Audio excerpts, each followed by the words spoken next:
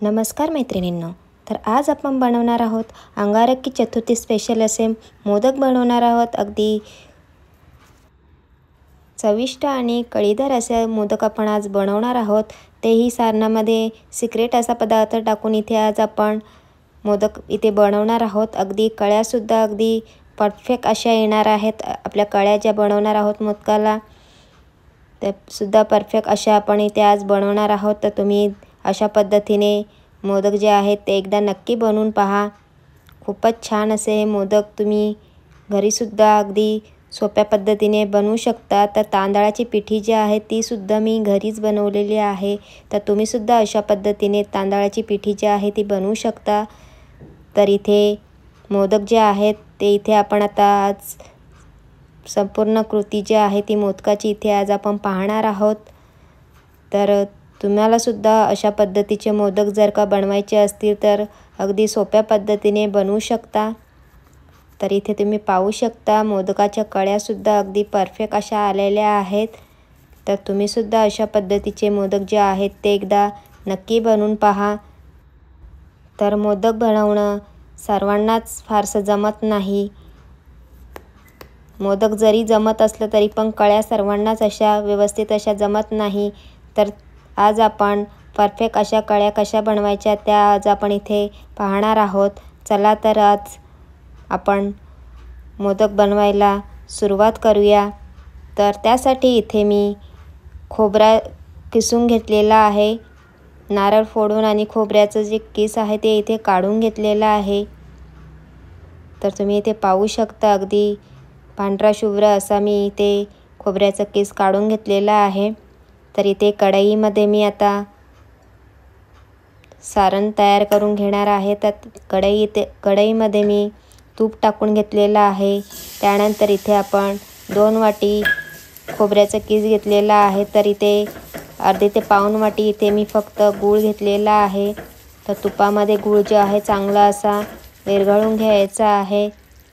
त्यानंतर त्यामध्ये 2 वाटी खोबऱ्याचा किस टाकून घ्यायचा आहे। तुम्ही किसणीवर सुद्धा खोबरं खाऊ शकता किंवा तुमच्याकडे विळी असेल तर विळीने सुद्धा तुम्ही जमत असेल तुम्हाला विळीने तर तुम्ही विळीने सुद्धा अशा पद्धतीने खोबऱ्याचा किस काढू शकता। तर इथे मी मिक्सरला इथे खोबऱ्याचा किस जो आहे तो काढून घेतलेला आहे। त्यानंतर चांगलं असं परतवून घ्यायचं आहे।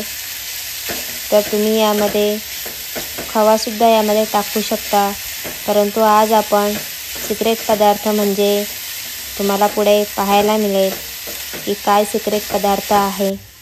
तर इथे मी केशरी पेढा जो असतो तो इथे घेतलेला आहे। अगदी माव्यापासून बनवलेला हा पेढा आहे। तर इथे तुम्ही पाहू शकता इथे मी पेढा जो आहे तो इथे कुस्करून असे टाकलेले आहेत। तर इथे केशरी पेढ्यामुळे सारणाला चांगला असा रंग येतो।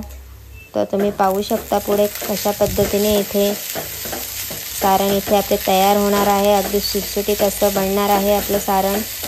तर इथे व्यवस्थित असं मिक्स करून घ्यायचं आहे। पेढे जे आहेत ते इथे सारणामध्ये चांगले असे मिक्स करून घ्यायचे आहेत। तर इथे पेढे तुमच्याकडे जास्त असतील तुम्हाला तुमच्या सारणानुसार जेवढे तुम्हाला टाकायचे असतील त्यानुसार तुम्ही इथे टाकू शकता, परंतु टाकताना सर्व पेढे एकदाच न टाकता थोडे थोडे 2-2 किंवा 3-3 करून असे टाकायचे आहेत। कारण एकदाच टाकणार तर तुम्हाला सारणाचा अंदाज येणार नाही, त्यामुळे 1 ते 2 असे टाकत राहायचे आहेत। तर इथे मी बाकीचे पेढेसुद्धा इथे टाकून घेणार आहे। त्यानंतर पुन्हा एकदा व्यवस्थित असं मिक्स करून घ्यायचं आहे। तर अगदी माव्यापासून हा केशरी पेढा जो आहे तो बनलेला असतो, त्यामुळे अगदी खवास तुम्ही समजू शकता इथे टाकलेला आहे, परंतु त्यामध्ये भरपूर केशर वगैरे ॲड असतो, त्यामुळे केशर वगैरे आपल्याला यामध्ये टाकायची काही आवश्यकता नाही वरून सारणामध्ये। त्यानंतर त्यामध्ये मी वेलची पावडर टाकून घेतलेली आहे आणि पुन्हा एकदा चांगलं असं मिक्स करून घेतलेलं आहे। तर तुम्ही इथे पाहू शकता सारणाचा जो कलर आहे तो पूर्णपणे चेंज झालेला आहे आणि एकदम मिल्की असं झालेलं आहे. तुम्ही इथे पाहू शकता सारणाचा जो टेक्स्चर जो आहे तुम्ही इथे पाहू शकता. आणि खायला तर अतिशय चविष्ट असे हे मोदक. तुम्ही एकदा नक्की अशा पद्धतीचं सारण जे आहे मोदकाचं ते नक्की बनवून पहा. तर इथे आता आपण उकडीची तयारी करणार आहोत. तर इथे त्यासाठी इथे मी जेवढ्या प्रमाणात आपलं पीठ आहे तेवढ्याच प्रमाणात इथे मी पाणी घेतलेलं आहे. त्यानंतर त्यामध्ये चवीनुसार मीठ टाकायचं आहे आणि तेल टाकायचं आहे. तर इथे कोणी कोणी काय करतं की तूप टाकतात. तर तूप न टाकता यामध्ये पिठामध्ये तेल टाकायचं आहे. कारण तूप जो असतो तो आकसला जातो, त्यामुळे मोदक चिकटले जातात. तर इथे तेलाचा वापर करायचा आहे पिठाची उकड घेताना. तर तुम्ही इथे पाहू शकता परफेक्ट अशी आपली उकड इथे तयार झालेली आहे. तर इथे अगदी 5 ते 10 मिनिटांसाठी इथे आपण झाकण ठेवून देणार आहोत. तर इथे 5 ते 10 मिनिटानंतर इथे आपली उकड जी आहे इथे तयार झालेली आहे. तर आता चांगल्या पद्धतीने इथे आपण तळहाताच्या मदतीने इथे आपण पीठ जे आहे चांगला असा मळून घ्यायचा आहे. तर इथे पाणी न घेता अगदी तेलाचा हात लावायचा आहे आणि पीठ चांगलं असं मऊ असं मळून घ्यायचं आहे. तर इथे पाणी आणि पिठाचं प्रमाण आपण सेम घेतल्यामुळे पीठ अगदी व्यवस्थित असं भिजलेलं आहे. त्यामुळे वरून आपल्याला मळताना पाणी घ्यायची काही आवश्यकता नाही. अगदी परफेक्ट असं हे पीठ तयार झालेलं आहे. फक्त तेलाचा हात लावून 1 ते 2 वेळा पीठ चांगलं मऊ असं मळून घ्यायचं आहे. तर तुम्ही इथे पाहू शकता अगदी व्यवस्थित असं हे पीठ जे आहे ते तयार झालेलं आहे. तर हे पीठ जे आहे ते इथे मी रेशनच्या तांदळापासून इथे पीठ तयार केलेलं होतं मोदकाचं आणि त्याचीच इथे उकड घेतलेली आहे. तर अगदी पांढरे शुभ्र असे हे मोदक जे आहे ते इथे बनतात. तर इथे पीठ चांगलं असं मळून झालेलं आहे. तर इथे मी एक छोटासा गोळा घेतलेला आहे. त्यानंतर इथे आता आपण पारी बनवून घेणार आहोत. तर इथे पारी बनवताना तेलाचा आणि पाण्याचा हात लावून घ्यायचा आहे, जेणेकरून हाताला पारी जी आहे ती चिकटता कामा नये. तर इथे आपण कोरड्या पिठाचा वापर न करता किंवा कोणत्याही पिठीचा वापर न करता इथे आपण पाण्याचा हात लावून इथे पारी जी आहे ती इथे तयार केलेली आहे. त्यानंतर इथे पारी तयार इथे आपली झालेली आहे. तर आता आपण पारीच्या आत इथे आपण सारण टाकून घेणार आहोत आणि आता इथे आपण कळ्या ज्या आहेत त्या इथे पाडायला सुरुवात करणार आहोत. तर तुम्ही इथे पाहू शकता कशा पद्धतीने इथे कळ्या केल्या जात आहेत. तर इथे बनवताना अगदी कॅमेऱ्याच्या पुढे माझा हात जात होता, त्यामुळे तुम्हाला व्यवस्थित असं दिसत नसेल, परंतु मोदक झाल्यावर तुम्हाला इथे दिसेल कशा पद्धतीने इथे मी कळ्या केलेल्या आहेत.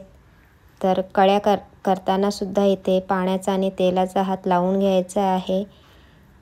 कारण जेव्हा आपण कळ्या करत असतो तेव्हा हाताला पीठ जे आहे ते चिकटत असतं, त्यामुळे तेल आणि पाण्याचा हात लावून घ्यायचा आहे. तर तुम्ही इथे पाहू शकता अगदी परफेक्ट अशा कळ्या इथे बनल्या जात आहेत.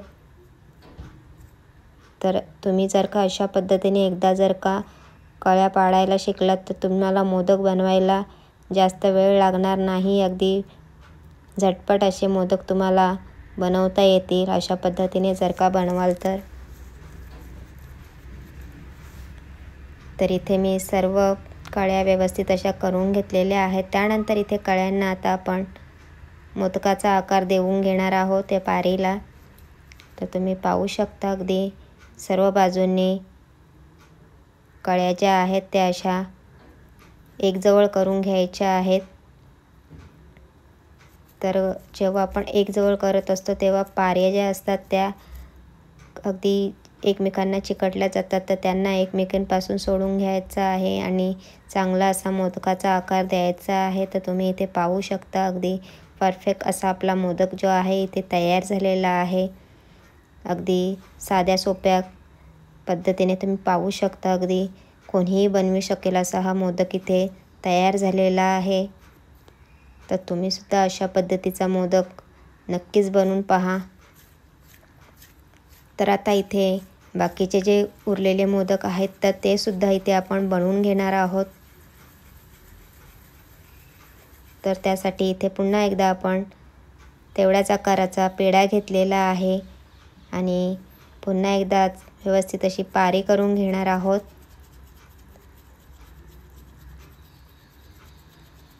तर पारी करताना काठ जे आहेत पारीचे ते